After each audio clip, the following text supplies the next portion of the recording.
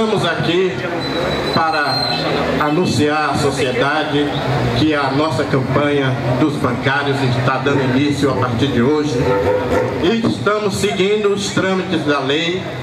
Vale lembrar que bancários é uma das poucas categorias, talvez a única, que tenha um acordo coletivo que serve de norte ao sul do país.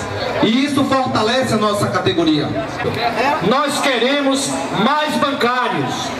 Nós queremos menos filas. Nós queremos um atendimento igual do comércio, de 8 às 18, com mais emprego no setor, que mais lucra no país. Nós queremos respeito à clientela, aos idosos, respeito às leis. A nossa luta se faz principalmente pela proteção do emprego. Então a nossa luta se dá também pelas melhores condições de trabalho, para que as pessoas tenham um ambiente saudável, um ambiente tranquilo, onde ele possa desenvolver as suas atividades sem tanta pressão. Porque, gente, os bancários estão adoecendo. A categoria bancária hoje já é a segunda categoria que mais adoece no mundo.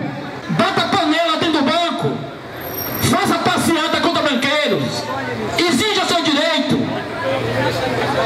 Não ligue só para a rádio. Quando tiver nas filas esperando, grite, reclame. Só a luta te garante. Campanha Nacional dos Bancários, e vamos estar nas ruas.